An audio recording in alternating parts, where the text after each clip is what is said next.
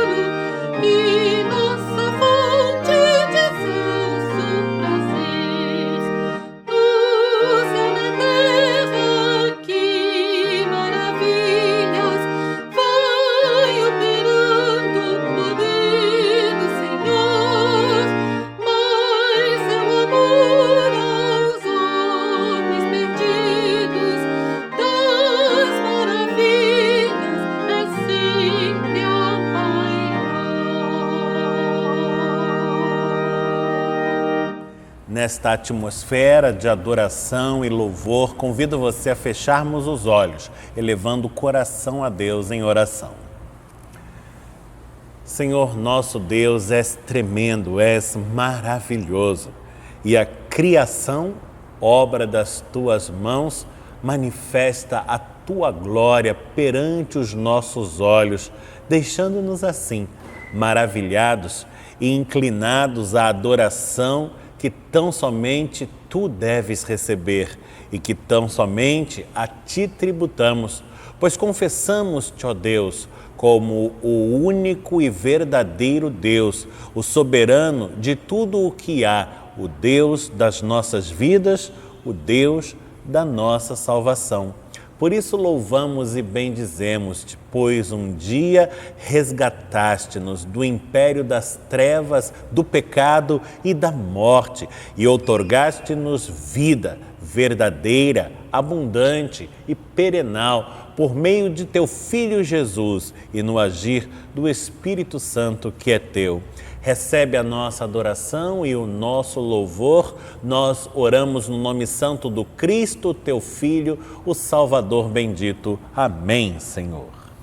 Exaltamos ao Senhor com as vozes do coro Aidea Moraes. A ti, Senhor, exaltarei, de Franz Josef Haydn, nas vozes do coro, sob a coordenação, a direção geral da maestrina Helen Heisley, com o acompanhamento da pianista organista Gisele Santana e ainda a edição em vídeo do nosso irmão, o Daniel Schmidt.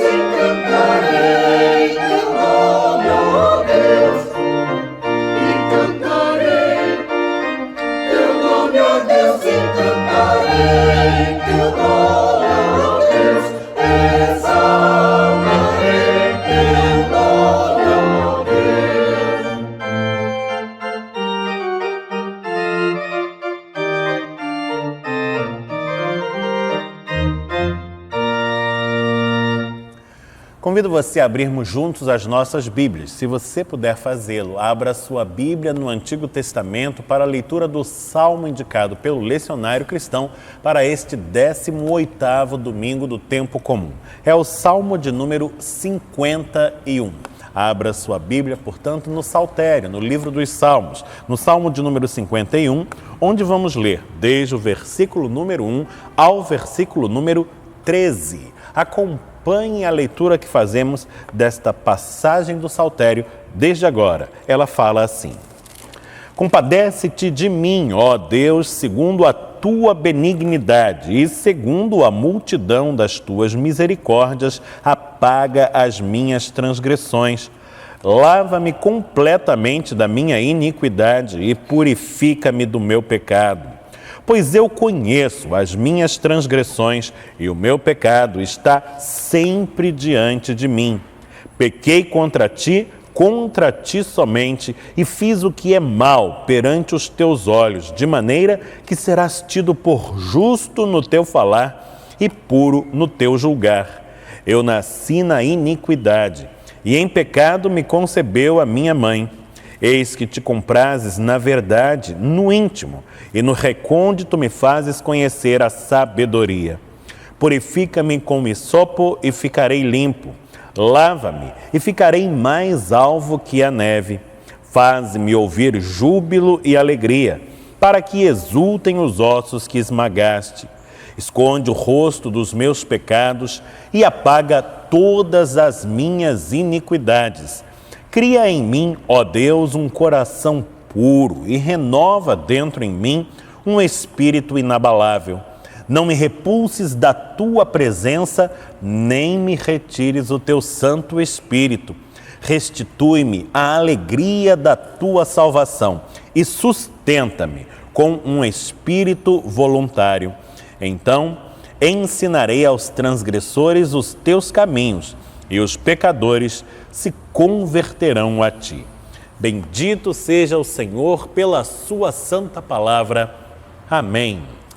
Aos olhos do Senhor nada é oculto.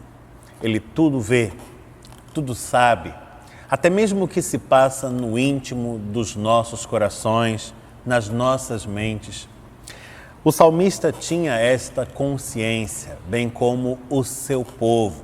Por isso, não faz caso de desnudar o próprio coração perante a presença do Todo-Poderoso, fazendo qual confissão e rogando-lhe pela sua misericórdia, pelo seu perdão.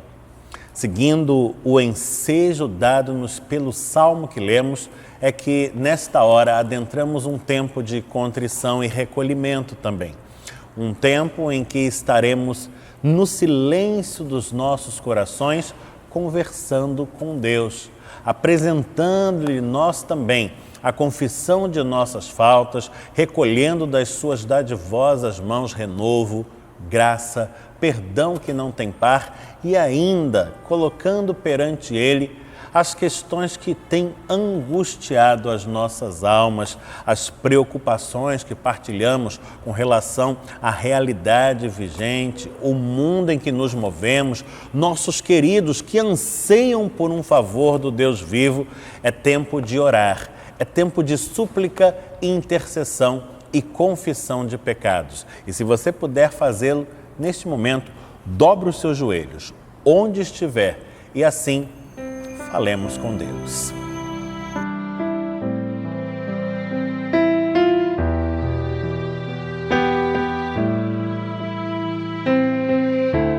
Senhor Deus, é o Teu Espírito agindo nos nossos corações quem nos convence acerca do pecado, da justiça, do juízo, da necessidade do perdão.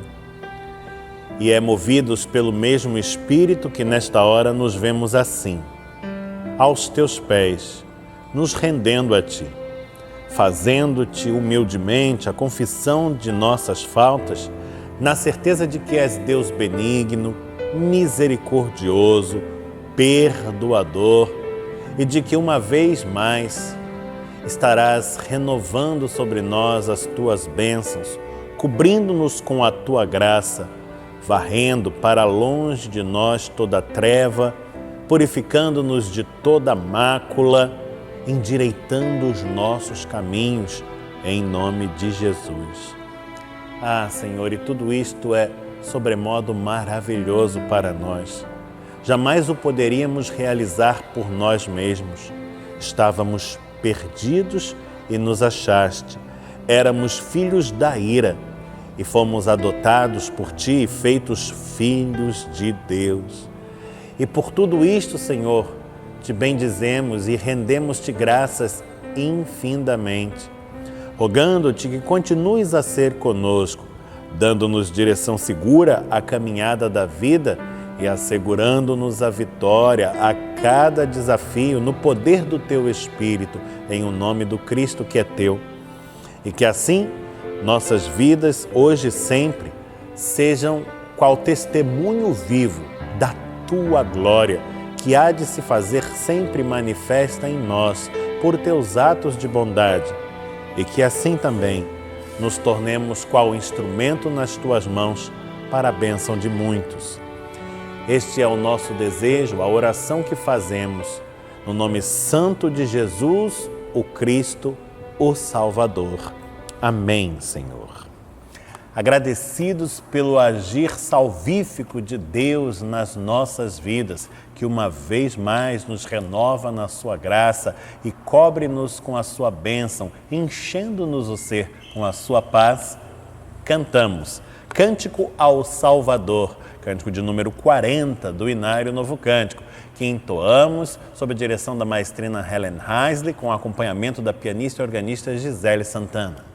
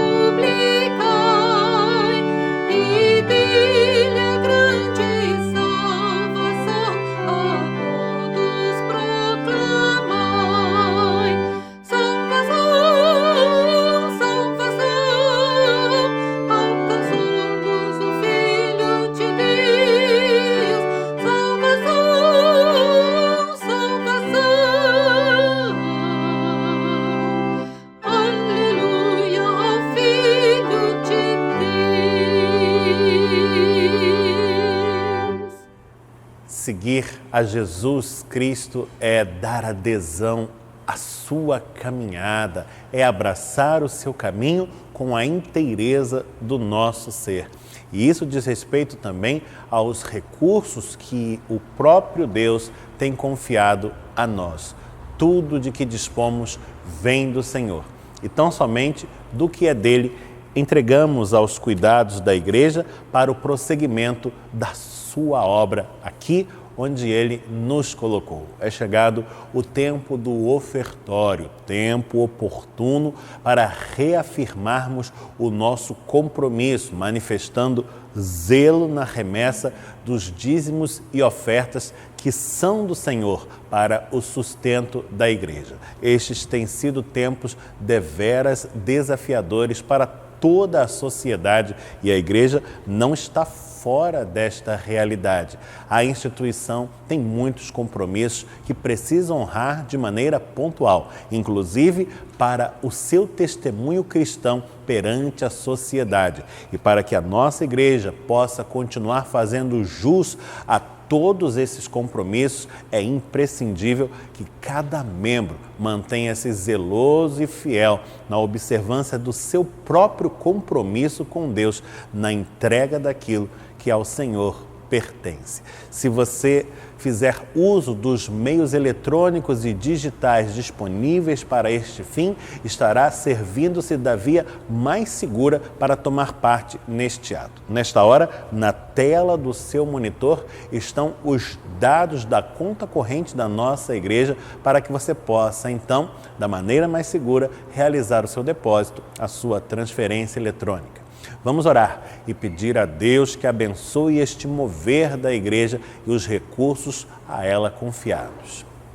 Senhor Deus, Pai bendito, até aqui nos ajudaste, nos permitiste superar diversos desafios, de modo que tudo isto é para a glória do Teu nome e para o fortalecimento da nossa fé, desta nossa confiança que depositamos em Ti e em Ti somente, e sem jamais nos vermos frustrados, porque és fiel.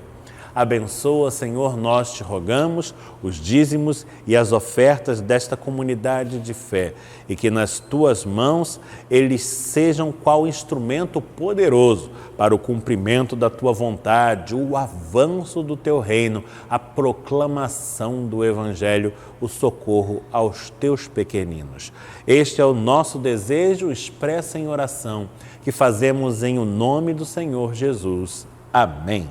Convido você mais uma vez a abrirmos juntos as nossas Bíblias. Se você puder fazê-lo, abra comigo a sua Bíblia no Novo Testamento. Agora, no Evangelho de João. João é o 4º livro do Novo Testamento. Nós vamos abrir em João, no capítulo de número 5. E nós vamos ler desde o versículo número 1 ao versículo número 9. Estamos no Novo Testamento, estamos no Evangelho de João, estamos no capítulo 5, lendo desde o versículo número 1 ao versículo número 9. Acompanhe na sua Bíblia a leitura que fazemos desde agora desta passagem do Evangelho que nos fala assim. Passadas estas coisas, havia uma festa dos judeus e Jesus subiu para Jerusalém. Ora, existe ali, junto à porta das ovelhas, um tanque, chamado em hebraico Betesda, o qual tem 5 pavilhões. Nestes jazia uma multidão de enfermos, cegos, coxos, paralíticos, esperando que se movesse a água, porquanto um anjo descia em certo tempo agitando-a, e o primeiro que entrava no tanque, uma vez agitada a água, sarava de qualquer doença que tivesse. Estava ali um homem enfermo havia 38 anos. Jesus, vendo-o deitado e sabendo que estava assim há muito tempo, perguntou-lhe: queres ser curado?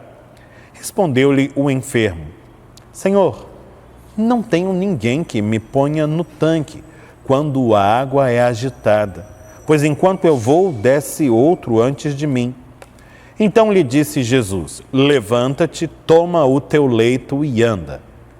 Imediatamente o homem se viu curado e, tomando o leito, pôs-se a andar. E aquele dia era sábado. Bendito seja o Senhor pela sua santa palavra. Amém. O texto lido fala-nos de um dos muitos milagres realizados por Jesus em sua caminhada terrena. A cura de um homem paralítico. E trata-se de um episódio descrito com uma série de informações, de detalhes fornecidos pelo evangelista que são muito interessantes e que demandam-nos uma atenção maior para que bem possamos apreciar tudo aquilo que está imbricado nesta ação do Senhor e que está, digamos, nas entrelinhas do texto, pois está impregnado de significado, de mensagem, de valor teológico.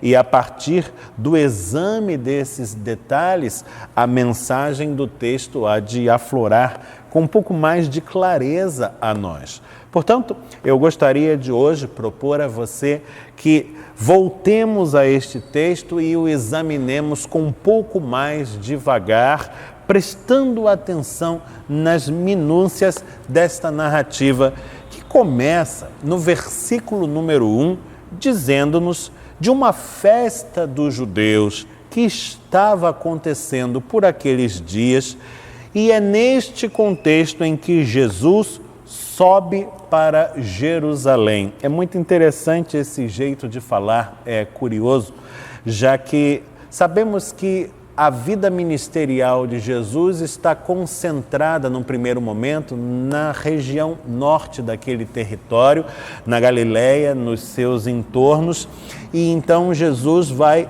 encadeando uma marcha que o leva para o sul até Jerusalém. Ou seja, se a gente fizesse um exame no mapa desse trajeto, veria uma linha descendente. No entanto, disse que Jesus está subindo para Jerusalém, porque Jerusalém era uma cidade situada num lugar elevado, num monte, e é por isso que Jesus para ela deve ascender.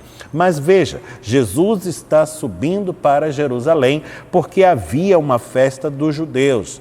Estamos aqui falando de uma festa não especificada, porém, o texto nos sugere uma das chamadas festas de peregrinação.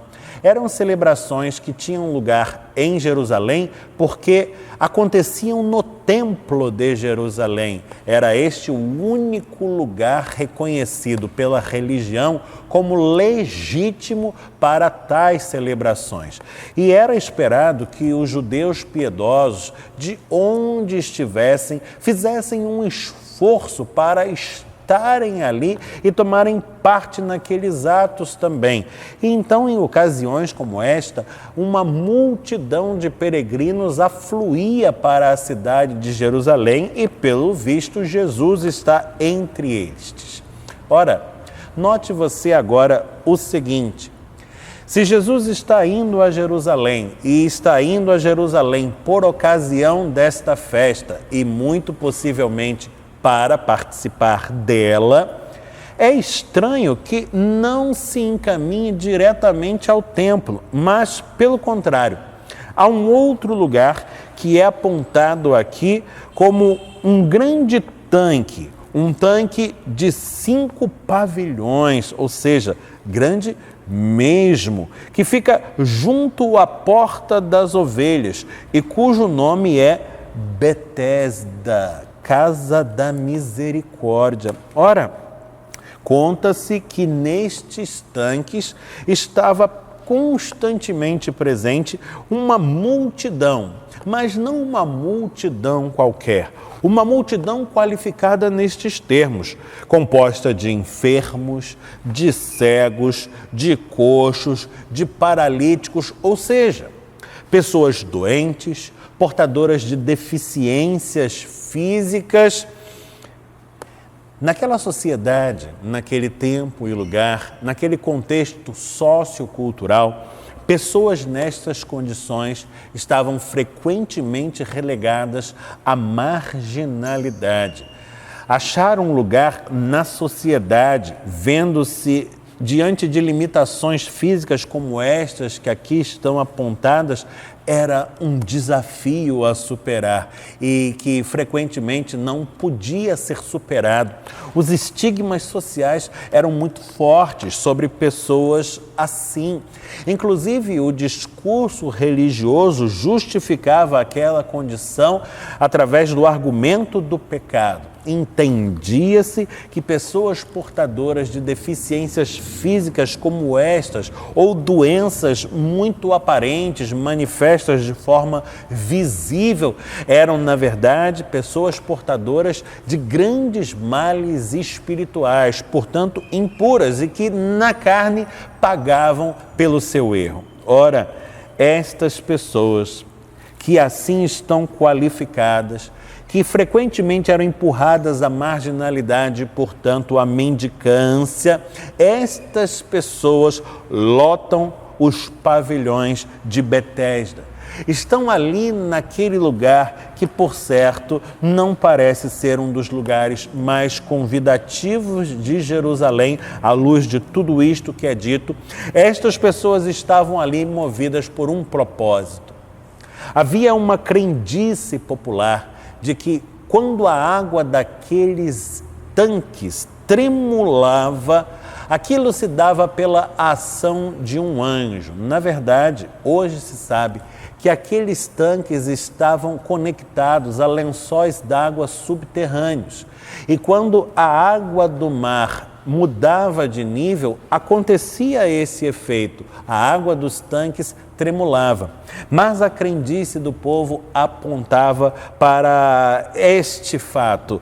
Havia a ideia de que um anjo fazia tremularem as águas e se você desse sorte e entrasse no tanque na hora em que a água estava a tremular, ficava curado da enfermidade que tivesse. E aquele povo que não tinha lugar entre os cidadãos de bem, que não tinha lugar no seio da religião oficial, aquele povo ao qual a entrada no templo estava decididamente interdita, proibida, aquele povo que fora empurrado à marginalidade e à mendicância e que não encontrava em lugar algum uma centelha de esperança que fosse via ali, tomado pelo desespero, uma última oportunidade e muito possivelmente a única, e movidos pela crendice de que partilhavam, povoavam aquele lugar que, por certo, não seria visitado por um cidadão de bem, muito menos num contexto como aquele. Os judeus eram muito preocupados com a pureza espiritual e evitavam por todos os meios aproximar-se de coisas impuras, especialmente quando por ocasião das suas obrigações religiosas, quando próximo das suas preces que eram diárias ou ainda de celebrações como esta que estava tendo lugar no Templo de Jerusalém naqueles dias. Quem se arriscaria contaminar-se passando por Betesda quando era necessário estar absolutamente limpo, purificado para participar da festa de peregrinação, fosse ela qual fosse? É, portanto, muito curioso que Jesus, dirigindo-se a Jerusalém e indo para o templo, o que de fato fará, se você depois fizer esse exercício, e ele é muito proveitoso, o exercício de ler o restante do relato, verá que Jesus, sim, se dirige ao templo para participar da celebração que tem lugar ali, mas faz questão de antes, primeiramente, passar por Betesda, para o lugar nada recomendado e para encontrar-se com pessoas que ali estão, e de modo muito particular com uma delas, este homem que o evangelista não nomeia, nós não sabemos como ele se chama, mas cuja situação e cuja gravidade nos é dita. Olha, este é um homem enfermo, paralítico, um homem que acha-se nessa situação há 38 anos. Estamos falando do mundo antigo, quando a expectativa de vida de um cidadão era muito mais baixa do que aquela dos nossos dias. Hoje em dia, pelo contrário, temos políticas sociais que visam cuidar dos nossos idosos, temos toda uma indústria de produtos que visa dar-lhes conforto, qualidade de vida. Já até chamamos a idade da maturidade de a melhor idade, por tudo aquilo que a cerca, e vemos pessoas bastante longevas, na casa dos 70, 80 anos e até mais, superativas, praticando esportes, trabalhando. Esta não é a realidade do mundo antigo. Um homem de 38 anos já é um homem considerado numa idade bastante avançada, e este homem há 38 anos acha-se enfermo. Não sabemos a sua idade, mas não é difícil imaginar que 38 anos seja possivelmente a maior parte da sua vida e, por certo, a melhor. E este homem, cativo do leito da enfermidade, paralisado, às margens dos tanques de Betesda, está como os demais que ali também estão à espera de um milagre. Ele não procura este milagre no templo, onde a sua entrada está proibida. Ele não procura este milagre entre os representantes da religião oficial, que não lhe dariam atenção. Pelo contrário, manter-se-iam afastados afastados dele porque é impuro e haveria de contaminá-los.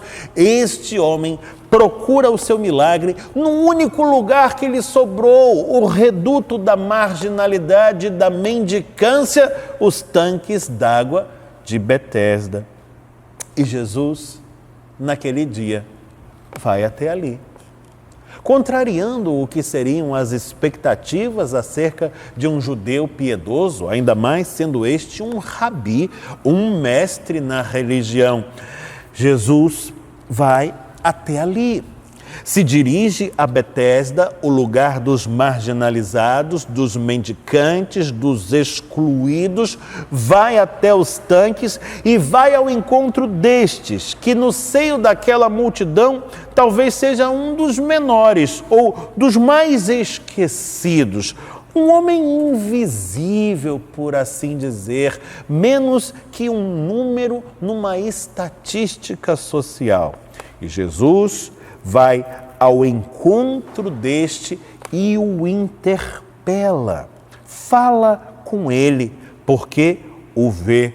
Diz o verso de número 6 que Jesus o vê ali deitado e entende de pronto que não é para que ele esteja daquela maneira. Nós não fomos chamados à prostração, a inatividade, de modo algum. O mandato cultural do homem é para que esteja de pé e trabalhe. Você deve se lembrar da forma como o homem entra no mundo, saindo do jardim. Estavam ali o homem, a mulher e a serpente, após o ato pecaminoso de comer o fruto da árvore proibida, sendo expulsos do jardim do Éden, adentrando a realidade mundana, e uma sentença pesa sobre o homem. Uma sentença distinta daquela dada à serpente. A serpente, a sentença era: estarás com o ventre sempre arrastando sobre a terra, comerás o pó do chão e serás pisada na cabeça pelo calcanhar dos outros. Esta é a sentença da serpente: estar no chão, deitada, sendo pisada, comendo pó. Esta não é a sentença do homem. A sentença do homem é: do suor do teu rosto comerás o teu pão. Muitos entendem que se trata de palavra de maldição, mas é lê do engano. Deus é tão bom, tão misericordioso para com o homem, que o coroa com esta graça. Confere-lhe o mistério do trabalho. Ora, o trabalho não denigre, o trabalho não é indigno, o trabalho de forma alguma pode ser visto como maldição. Trabalho é atributo divino. O próprio Jesus nos ensina que o Pai Celestial é aquele que fez o mundo em 6 dias, no 7º descansou e desde então nunca mais parou de trabalhar. E delega ao homem a tarefa de fazer o que ele faz, que trabalhe também. Estamos falando de um homem que há 38 anos vê-se impossibilitado de exercer a sua missão nesta terra. Estar de pé, estar ativo, trabalhando, produzindo para o seu próprio benefício, mas acima de tudo para o bem da sociedade onde está inserido. Esta sociedade não lhe dá vez, não lhe dá chance, nega-lhe oportunidades. Para ele, não há como resolver esta situação, este impedimento que lhe tolhe, que lhe atrofia a existência. Só há uma saída. E ela, naquele dia, veio ao seu encontro sem que ele jamais o pudesse suspeitar. E não vem das águas, no ato miraculoso do suposto anjo que por ali andava as agitando, mas vem dos céus, na pessoa do Filho de Deus, Jesus, o Messias, o Salvador. Jesus se dirige àquele homem e o aborda com uma pergunta: queres ser curado? É engraçada esta pergunta. Ela soa quase como uma provocação. Poderia até mesmo suscitar uma atitude de irritação ou, no mínimo, de impaciência. Afinal, o que mais desejaria alguém que se encontra num lugar como este, num contexto como o que já sabemos, e em meio a uma multidão daquele tipo? Queres ser curado? Seria uma pergunta retórica, provocativa. O fato é que a resposta não se dá precisamente dentro dos termos que a pergunta enseja. Afinal, esta é uma pergunta fechada. Queres ou não? Só há duas respostas possíveis a princípio, mas a resposta do homem parece antes uma espécie de queixume. Ele lamenta o fato de que não tem quem possa lhe ajudar a entrar na água quando ela é agitada. Tem sempre alguém que vai na frente, que passa primeiro e toma ali o lugar. Ele, ao invés de dizer se quer ou não quer a cura pela qual, evidentemente, almeja, prefere relatar as dificuldades que tem enfrentado até ali. Talvez fosse homem murmurador, não sabemos. Talvez fosse homem de coração amargo, que fez-se amargar às custas da dura realidade da vida que experimenta. E olha, nem eu posso censurar se tornou-se amargo ou murmurador. Afinal de contas, o que sucederia a nós caso estivéssemos passando por uma situação semelhante a esta, de tamanha gravidade e tão penosa degradação? Mas o fato é que, ao menos a princípio, a resposta deste homem não nos enseja simpatia. Veja, não temos aqui um exemplo de fé. Alguém que olha para Jesus e de repente reconhece nele a pessoa do Salvador e busca nele o socorro para os seus males. Não. Não vemos nenhum tipo de piedade, não vemos nenhum tipo de atitude que sugira a virtude do seu coração. Não me parece uma pessoa amável, no sentido de alguém a quem naturalmente viríamos a amar. E refiro-me ao amor no âmbito da empatia. Não me parece alguém a quem me visse inclinado a afeiçoar-me. Onde estão as virtudes, o valor, os méritos, ao menos a fé que justifiquem ter sido este homem escolhido por Jesus? Afinal, estamos falando de Betesda, um lugar onde está permanentemente presente uma multidão, e não apenas 1, 2 ou 3 homens. Esta multidão é composta de enfermos, todos eles esperando por uma cura, por um milagre, e Jesus, vindo àquele lugar, procura precisamente este homem. Por que merece a graça? Por que merece esta atenção? Por que merece recolher das mãos do Salvador um milagre que é almejado por tantos? A resposta é simples. Não merece.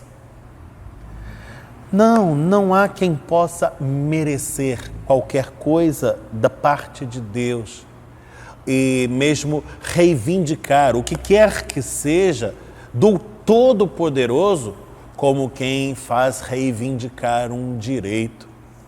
Aliás, isto é algo para ser observado na Escritura. Ela não nos fala de direitos. Vivemos numa sociedade onde todo o tempo temos sido encorajados a reivindicar os nossos direitos, a fazermos valer os nossos direitos, a não permitir que os nossos direitos nos sejam sonegados. Está bem, isto pode ser bastante legítimo e apropriado em termos sociais, mas no que diz respeito à relação com Deus, não há quem possua direitos a alegar. Na relação com Deus, tudo se dá por meio da graça, que Ele generosamente, em amor, de forma longânima e maravilhosa, manifesta para conosco. Tudo é graça. A salvação é pela graça. E Jesus, naquele dia, manifesta a graça do bom Deus para com aquele homem, que não tem méritos a apresentar, como eu e você também jamais teríamos. Quem de nós teria méritos a apresentar e direitos a reivindicar perante Jesus? Nenhum de nós. Este homem não é melhor do que nós e também não é pior do que nós. É um homem pecador. É um homem que sofre, um sofrimento real, que experimenta na sua carne, assim como nós também somos pecadores e temos sofrido agruras nestas vidas. Mas Jesus o amou, e o amor dispensa explicações. Ama porque ama, e ao amar, elege um objeto para fazer deste o alvo da sua graça. E o eleito de Jesus, aquele homem, viu-se tocado pelo seu favor naquele dia, à espera de um milagre, que não sabia ao certo de onde viria, recebe o milagre das mãos do Filho de Deus. A sua resposta, eivada de amargura e sofrimento, em nada convidativa à empatia, ressaltando a sua frustração ante as mazelas da vida, está registrada. E a graça vem não como resposta a uma prece, a uma súplica bem elaborada, conforme os cânones da religião oficial, mas a graça vem como resposta ao sofrimento e ao anseio por salvação, que é partilhado no coração de cada um de nós também. Verso 8, então lhe disse Jesus, levanta-te, toma o teu leito e anda, e imediatamente o homem se viu curado e tomando o leito, pôs-se a andar. Foi assim que Jesus nos alcançou, resgatando-nos de um tremedal de lama, onde víamos atolados por conta do nosso pecado.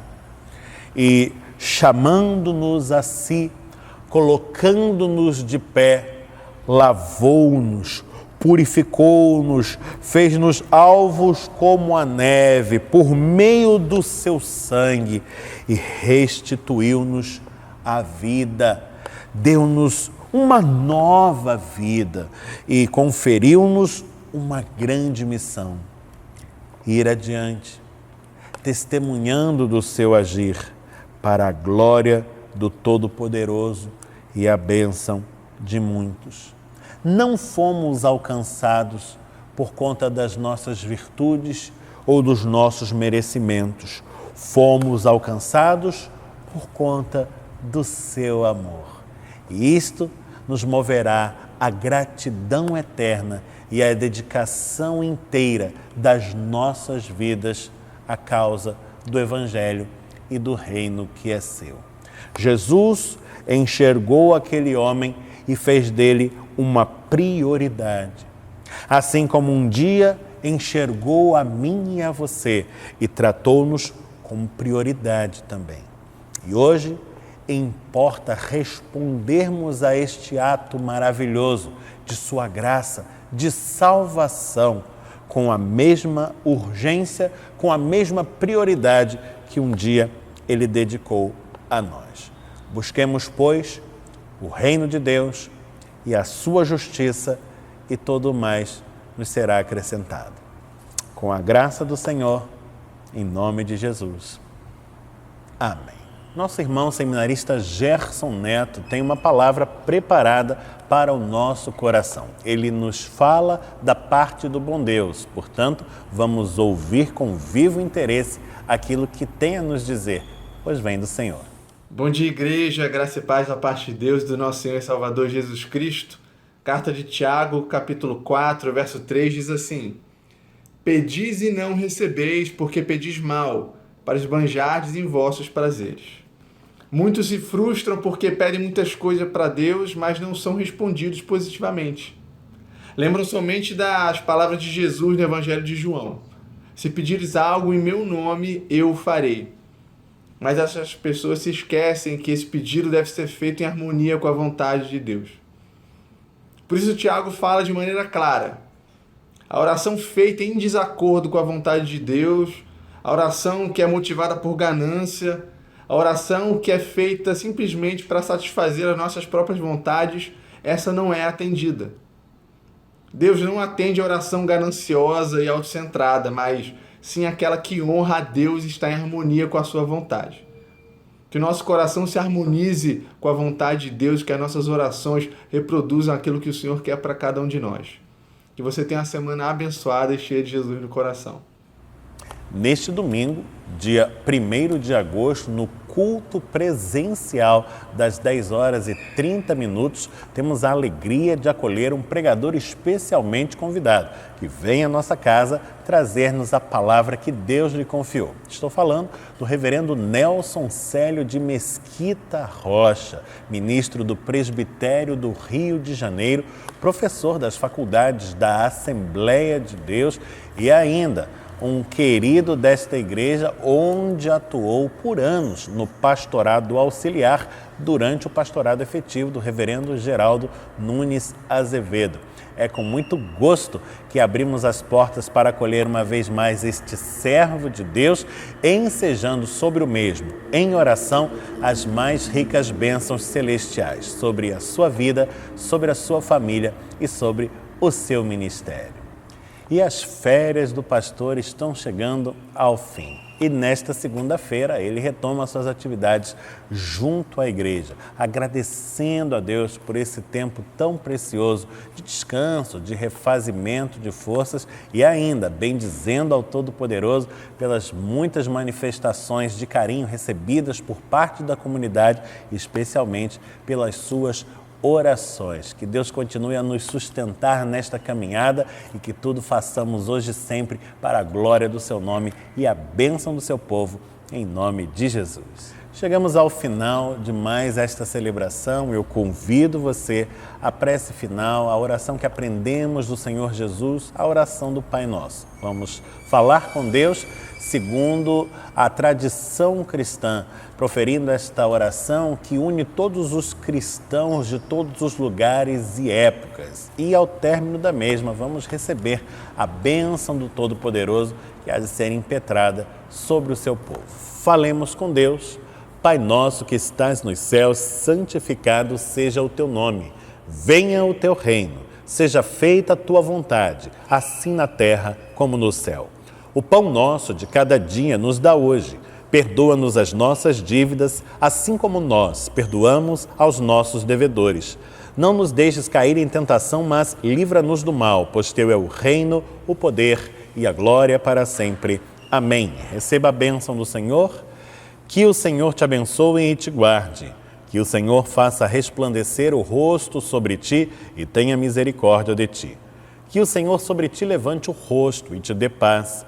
E que a graça de nosso Senhor e Salvador Jesus Cristo, o amor de Deus, o Pai Celeste e a comunhão do Espírito Santo estejam sobre todos, hoje e eternamente. Amém.